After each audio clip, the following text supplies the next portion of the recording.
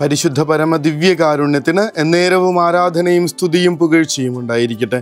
പരിശുദ്ധ പരമ ദിവ്യകാരുണ്യത്തിന് എന്നേരവും ആരാധനയും സ്തുതിയും പുകഴ്ചയും ഉണ്ടായിരിക്കട്ടെ. പരിശുദ്ധ പരമ ദിവ്യകാരുണ്യത്തിന് എന്നേരവും ആരാധനയും സ്തുതിയും പുകഴ്ചയും ഉണ്ടായിരിക്കട്ടെ. മക്കളെ വിളിച്ചിരുത്തി തീർച്ചയായിട്ടും പറഞ്ഞു കൊടുക്കേണ്ട വചനങ്ങളാണ് ഇന്നത്തെ ഒന്നാമത്തെ വായനയിലൂടെ തിരുസഭ നമുക്ക് നൽകണേ. റോമാക്കാർക്ക് എഴുതിയ ലേഖനം 8-ാം അധ്യായമാണ്. ദൈവത്തെ സ്നേഹിക്കുന്നവർക്ക്, അവിടുത്തെ പദ്ധതി അനുസരിച്ച് വിളിക്കപ്പെട്ടവർക്ക് അവിടുന്ന് സകലവും നന്മയ്ക്കായി പരിണമിപ്പിക്കുന്നുവെന്ന് നമുക്കറിയാമല്ലോ. നമ്മുടെ മക്കൾക്ക് പിടികിട്ടാത്തൊരു വാക്കുണ്ട് അതിനകത്ത്. പരിണമിപ്പിക്കുന്നു, മാറ്റിത്തീർക്കുന്നു.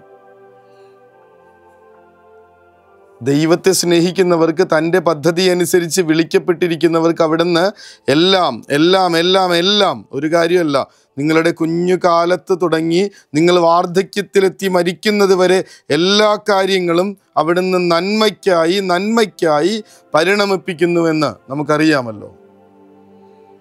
ഉറപ്പായിട്ടും ഈ ഒരു വചനം ഇങ്ങനെ ഉള്ളിൽ കയറിയിട്ടുണ്ടെങ്കിൽ അവരുടെ ജീവിതത്തിൽ അവർക്ക് നിരാശയുണ്ടാവില്ല. പഴയ നിയമത്തിൽ ജോസഫ് ഉണ്ട്. തീരെ ചെറിയ പ്രായത്തിൽ 14-ാമത്തെ വയസ്സിൽ ഈജിപ്തിലേക്ക് അയാളെ അടിമയായിട്ട് വിറ്റത് സ്വന്തം സഹോദരന്മാരാണ്. അവിടെ വെച്ച് തീരേണ്ടതാ ജീവിതം. നമ്മളുടെയൊക്കെ ആണെങ്കിൽ 10-11 സഹോദരങ്ങളുണ്ടായിട്ട് അവർ ചെയ്ത ക്രൂരകൃത്യം തങ്ങളുടെ ഈ സഹോദരനെ വഴിയിലൂടെ പോകുന്ന കച്ചവടക്കാരായ യാത്രക്കാർക്ക് നിസ്സാരമായിട്ടുള്ള വെള്ളിത്തുട്ടിന് വിറ്റുകളയുക എന്നുള്ളതാണ്. പിന്നെ ഈ ലോകത്തോട് മുഴുവനും, സഹോദരങ്ങളോടും മനുഷ്യരോടുമൊക്കെ ശത്രുതയിൽ മാത്രം ജീവിക്കേണ്ടിയിരുന്ന ഒരു ചെറുപ്പം പയ്യന് എങ്ങനെയാണ് ഇത് അതിജീവിക്കാൻ പറ്റിയത്? കർത്താവിന് എന്നെക്കുറിച്ചൊരു പദ്ധതി ഉണ്ടെന്നുള്ള ഓർമ്മപ്പെടുത്തലുകൊണ്ടാണ്. പതിയെ മനുഷ്യൻ അവിടെ ചെന്നിട്ട് നിസ്സാര പ്രയാസങ്ങളിലൂടെയല്ല കടന്നു പോണേ. അവിടെ തെറ്റിദ്ധരിക്കപ്പെടുന്നു, കള്ളനാണെന്ന് വിചാരിക്കപ്പെടുന്നു. അവസാനം പൊത്തിഫറിൻ്റെ ഭാര്യയ്ക്ക് ഇയാളോടൊരു അഭിനിവേശം ഉണ്ടാവുന്നു. എന്നിട്ട് അതിന് സമ്മതിക്കാത്തത് കൊണ്ട് അയാളെ പിടിച്ച് ജയിലിലിടുന്നു. വധശിക്ഷയ്ക്ക് വരെ വിധിക്കപ്പെടാവുന്ന ആരോപണങ്ങൾ ഉണ്ടാവുന്നു. ഒരു മനുഷ്യൻ തകർന്നു പോകാനായിട്ട് ഇതിനും അപ്പുറത്തേക്ക് എന്താ വേണ്ടേ? പക്ഷേ ജോസഫ് ദൈവത്തെ സ്നേഹിക്കുന്നവനെ, തന്നെ സ്നേഹിക്കുന്നവർക്ക്, തൻ്റെ പദ്ധതി അനുസരിച്ച് വിളിക്കപ്പെട്ടിരിക്കുന്നവർക്ക് അവിടുന്ന് എല്ലാം നന്മയ്ക്കായി പരിണമിപ്പിക്കുന്നു. കാലങ്ങൾക്ക് ശേഷം ഒരു 30-ാമത്തെ വയസ്സൊക്കെ എത്തുമ്പോൾ ഇതേ സഹോദരങ്ങൾ ഇതേ ജോസഫിൻ്റെ മുൻപിൽ വന്ന് ഭക്ഷണത്തിന് വേണ്ടി ഇരക്കുന്ന കാഴ്ച നമ്മൾ കാണും. അന്നയാൾ ഈജിപ്തിൻ്റെ 2-ാമത്തെ ഭരണാധികാരിയായിട്ട് വാഴുന്ന ഒരാളാണ്. ഈജിപ്ത് എന്ന രാജ്യത്തിൻ്റെ വിധി നിർണയം നടത്തുന്ന 2-ാമത്തെ ഭരണാധികാരിയായിട്ട് അയാൾ വാഴുന്നു. അവിടെ നിന്ന് എനിക്ക് തന്നെ സ്നേഹിക്കുന്നവർക്ക്, തൻ്റെ പദ്ധതി അനുസരിച്ച് വിളിക്കപ്പെട്ടിരിക്കുന്നവർക്ക് അവിടുന്ന് എല്ലാം നന്മയ്ക്കായി പരിണമിപ്പിക്കുന്നു. 2 കാര്യങ്ങൾ ശ്രദ്ധിക്കണം. നമ്മൾ ദൈവത്തെ സ്നേഹിക്കുന്നുണ്ടെന്നൊന്നാമത് ഉറപ്പുവരുത്തണം. പിന്നെ നമ്മൾ അവിടുത്തെ പദ്ധതി അനുസരിച്ച് വിളിക്കപ്പെട്ടിരിക്കുന്നവരാണെന്ന് ഉറപ്പുണ്ടാവണം.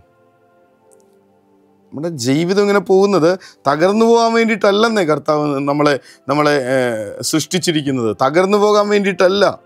ഈ ലോകത്തിൻ്റെ മുൻപിൽ ഒരു പ്രകാശസ്തംഭമായി നമ്മളെ ഉയർത്തി നിർത്താൻ വേണ്ടിയിട്ടാണ്. പ്രത്യാശയുടെ അടയാളമായിട്ട് നമ്മളെ നിലനിർത്താൻ വേണ്ടിയിട്ടാണ് ഇങ്ങനെ പ്രയാസങ്ങളിലൂടെ കടന്ന്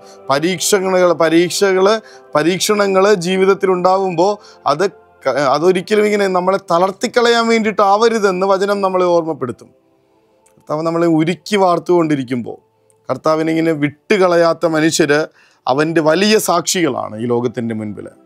അതിനൊരു ഉറപ്പുണ്ടാവണം. എന്നെ തകർത്ത് കളയാൻ വേണ്ടിയിട്ടല്ല കർത്താവ് എന്നെ സൃഷ്ടിച്ചത്, നേരെ മറിച്ച് അവൻ്റെ സാക്ഷിയാകാൻ വേണ്ടിയിട്ടാണ്. അതുകൊണ്ട് പ്രയാസങ്ങളിലൂടെ കടന്നു പോകുമ്പോഴും ഉറപ്പോടുകൂടെ നിൽക്കുന്നൊരു മനുഷ്യൻ കൂടെയുള്ളവർക്ക് കൊടുക്കുന്നൊരു പ്രത്യാശയുണ്ട്. അതിന് നമ്മുടെ ഉള്ളിൽ ഉറപ്പുണ്ടാവണം. ജെറമ്യാ പ്രവാചകന്റെ പുസ്തകം 29:11 നമ്മൾ വായിക്കുന്നുണ്ട്, എനിക്ക് നിന്നെക്കുറിച്ചൊരു പദ്ധതിയുണ്ട്, അത് നിന്റെ നാശത്തിനുള്ള പദ്ധതിയല്ല, നിന്റെ ക്ഷേമത്തിനുള്ള പദ്ധതിയാണ്, നിനക്ക് ശുഭകരമായ ഭാവിയും പ്രത്യാശയും നൽകുന്ന ഒരു പദ്ധതി. പറഞ്ഞു കൊടുക്കണം മക്കളോട്. ഇതൊന്ന് വായിക്കാൻ, നിരന്തരം വായിക്കാൻ. 115-ാമത്തെ സങ്കീർത്തനത്തിൽ നമ്മൾ വായിക്കുന്നുണ്ട്, കർത്താവിന് എന്നെക്കുറിച്ച് വിചാരമുണ്ട്, അവിടുന്ന് നമ്മെ അനുഗ്രഹിക്കും. പറഞ്ഞു കൊടുക്കണം മക്കളോട്. അവിടുന്ന് ആശ്രയിക്കാൻ പറയണം. അവിടുത്തെ പദ്ധതി അനുസരിച്ച് വിളിക്കപ്പെട്ടിരിക്കുന്ന ഒരാളാണ്.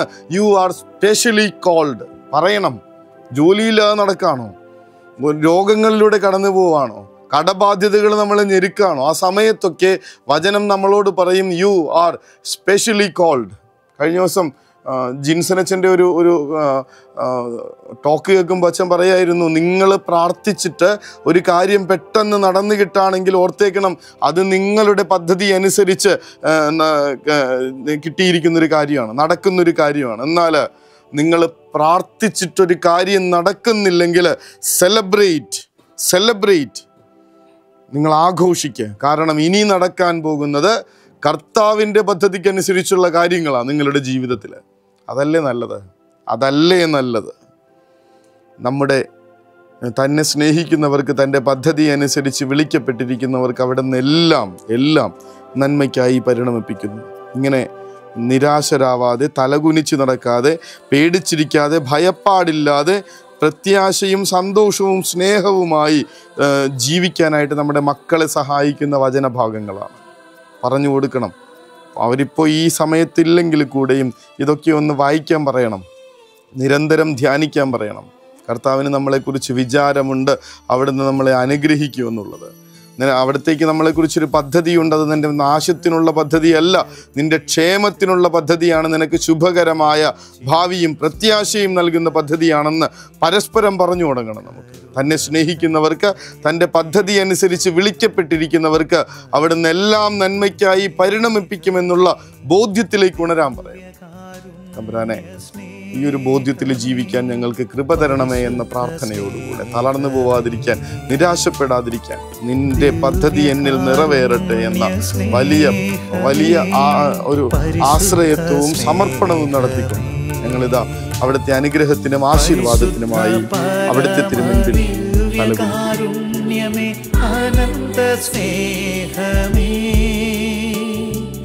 പരിശുദ്ധ പരമദിവ്യകാരുണ്യമേ, അനന്ത സ്നേഹമേ.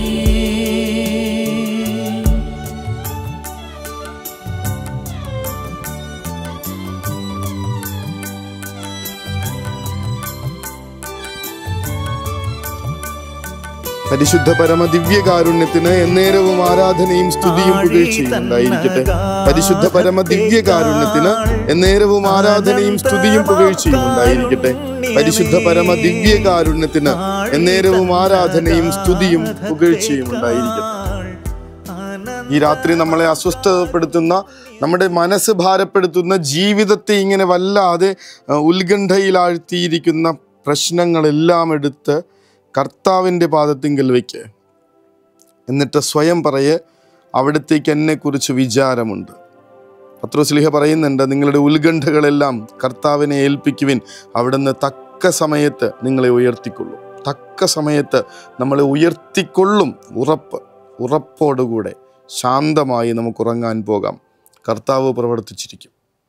കരുണ തൻ കയർ പിടിച്ച് നയിച്ചിടും സ്നേഹമേ, ദിവ്യകാരുണ്യ സ്നേഹമേ, പരിശുദ്ധ സ്നേഹമേ. പരിശുദ്ധ പരമദിവ്യകാരുണ്യമേ, അനന്ത സ്നേഹമേ. പരിശുദ്ധ പരമദിവ്യകാരുണ്യമേ, അനന്ത സ്നേഹമേ.